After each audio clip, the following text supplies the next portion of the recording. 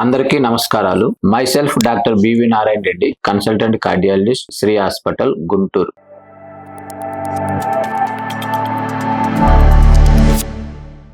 ఈ రోజు మీ ముందుకు రావడానికి main reason heart failure. Heart failure అంటే ఏమిటి, దానికి ఏమేమి ట్రీట్మెంట్ అవైలబుల్ గా ఉన్నది అని చెప్పడానికి రావడం జరిగింది. హార్ట్ అనేది కంటిన్యూస్ గా రైట్ సైడ్ హార్ట్ బ్లడ్ ని రిసీవ్ చేసుకోవటం, లెఫ్ట్ సైడ్ హార్ట్ అనేది బ్లడ్ ని మిగతా అవయవాలకి, అంటే దట్ మీన్స్ బ్రెయిన్ కి గానీ లేదా మిగతా బాడీ పార్ట్స్ గానీ కంటిన్యూగా పంప్ చేస్తా ఉండాలి. ఏదైతే ఈ హార్ట్ కంటిన్యూస్ గా బ్లడ్ రిసీవ్ చేసుకోవటం ప్లస్ పంపు చేయటం ఉంటుందో అది సరైన పద్ధతిలో ఈ పంపు చేయకపోతే దాన్ని మనం హార్ట్ ఫెయిల్యూర్ అంటానికి ఆస్కారం ఉంటుంది. ఈ హార్ట్ ఫెయిల్యూర్ రావడానికి చాలా కారణాలు ఉంటాయి.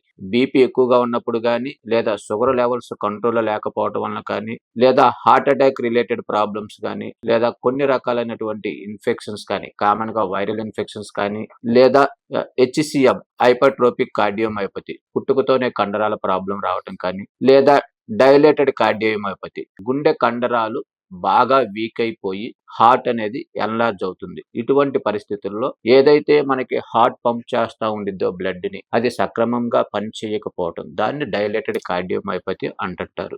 ఈ హార్ట్ ఫెయిల్యూర్ అనేది వచ్చినప్పుడు ఇనీషియల్ గా కొంత పని చేస్తున్నప్పుడు ఆయాసం రావటం, దాన్ని మనము పట్టించుకోకుండా నెగ్లెక్ట్ చేసినట్లయితే ఈవెన్ రెస్టింగ్ పొజిషన్ లో కూడా ఆయాస పడతా ఉండటం, ఒక్కొక్కసారి ఇది ఇంకా సివియర్ గా ఉన్నట్టయితే లేదా దగ్గు రావటం కానీ, అంటే PND అటాక్స్ అంటుంటారు, అంటే మధ్యరాత్రిలో లేచి కూర్చోవటం ఆయాసం వలన. అంతేకాకుండా ఎక్కువగా ఉన్నప్పుడు ప్రాబ్లం కాళ్ళు వాయటం కానీ, లేదా కడుపు ఉబ్బటం కానీ, యూరిన్ ఎక్కువ సార్లు రావటం కానీ, లేదా ఒక్కొక్కసారి గుండెలో బరువు రావటం కానీ, ఇవన్నీ కూడా ఈ హార్ట్ ఫెయిల్యూర్ యొక్క సిమ్టమ్స్. స్టెమ్ సెల్ థెరపీ అంటుంటారు. ఈ స్టెమ్ సెల్ థెరపీలో ఏదైతే మనము శ్రీ హాస్పిటల్ నందు గుంటూరులో చేశామో అది యూజువల్ గా స్టెమ్ సెల్స్ ఒక ప్లేసిబో థెరపీ కిందే చూసుకున్నాను. అంటే ప్లేసిబో అంటే అది ఇంప్రూవ్మెంట్ వచ్చిద్దా లేదా అన్నటువంటి డౌట్ తోనే ఇక్కడ హార్ట్ ఫెయిల్యూర్ అనేటటువంటి పేషెంట్ కి స్టెమ్ సెల్ చేయటం జరిగింది. అదృష్టం కొద్దీ ఎటువంటి డౌట్ లేకుండా పేషెంట్ కూడా రిపీటెడ్ గా ఈవెన్ 1 month కూడా 2 times వచ్చి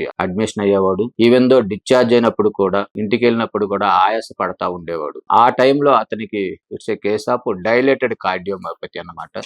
ఆ సమయంలో కూడా పంపింగ్ కెపాసిటీ ఇట్స్ అరౌండ్ 18% ఉండేది. EF అంటారు, ఎజెక్షన్ ఫ్రాక్షన్. కాకపోతే even after putting all the medically available literature drugs, కాబట్టి ఈ ట్రీట్మెంట్ ఇచ్చిన తర్వాత చాలా వరకు ఈ ఏదైతే అతను వాడుతున్న మెడిసిన్స్ తో పాటు ఈ స్టెమ్ సెల్స్ ఇచ్చిన తర్వాత ఈ పంపింగ్ కెపాసిటీ అనేది దాదాపు 32 నుంచి 35 మధ్య దాకా రావడం జరిగింది. అంతేకాకుండా అతని యొక్క సిమ్టమ్స్ కూడా చాలా వరకు తగ్గి హ్యాపీ లైఫ్ ను గడుపుతున్నాడు. అటువంటిది మీరు ఈ పేషెంట్ మాటలోనే మీరు వినగలరని ఆశిస్తూ నమస్కారం. నమస్తే అండి. నాకు గత 4 సంవత్సరాలుగా కార్డియాలజీ ఇష్యూ ఉంది, చాలా ఇబ్బంది పడుతున్నాను. మొదట్లో యశోద హాస్పిటల్లో చూపించుకున్నాను, హైదరాబాద్. వారు అక్కడ స్టంట్స్ వేయాల్సి వస్తుందని చెప్పి 2 స్టంట్స్ వేయటం కూడా జరిగింది 3 సంవత్సరాల క్రితం. కొద్ది రోజులు బాగానే ఉంది. తర్వాత మళ్ళా ఆ ప్రాబ్లం అలాగే రిపీట్ అయింది. ఆ స్టంట్స్ కూడా ఫెయిల్ అయినాయి అని చెప్పారు. నేను గత సంవత్సరం నుంచి మన గుంటూరు శ్రీ హాస్పిటల్స్ లో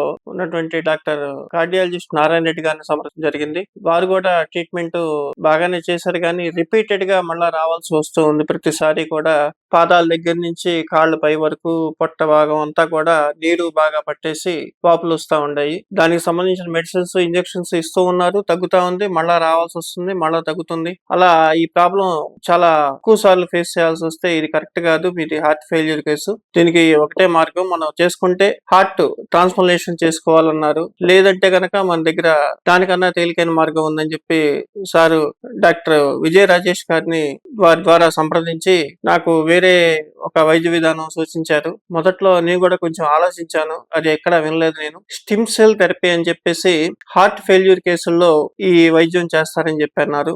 దాని గురించి డాక్టర్ గారు కూడా నాకు, రాజేష్ గారు, నారాయణ రెడ్డి గారు పూర్తిగా దాని గురించి ముందలుగా చెప్పి నాకు ఒక అవగాహన కల్పించి దాన్ని చేయించుకోమని సజెషన్ ఇచ్చారు. వారు చెప్పిన తర్వాత కొద్ది రోజులు ఆలోచించుకొని నేను రావటం జరిగిందండి. విజయ రాజేష్ గారు, నారాయణ రెడ్డి గారి సహకారంతో చాలా చక్కగా సర్జరీ జరిగింది. నేనైతే ఎక్స్పెక్ట్ చేయాల. సర్జరీ చేసిన 15 రోజుల నుంచే నాకు మార్పు కనిపించింది. పాదాలు వాయటం గానీ, ఆయాసం రావటం గానీ, బ్రీతింగ్ ఇష్యూ గానీ తగ్గిపోయింది. అప్పుడు ఉన్నటువంటి హార్ట్ పంపింగ్ రేటు సర్జరీ చేయబోయే సమయంలో 18 ఉందండి. అలా అలా ఇప్పటికి 4 నెలలు జరిగింది. ఈ 4 నెలల్లో 35కి వచ్చిందండి. ఇది పూర్తిగా డాక్టర్ విజయ రాజేష్ గారు, డాక్టర్ నారాయణ రెడ్డి గారి సహకారం వల్లనే ఇటువంటి అదృష్టం దక్కింది నాకు.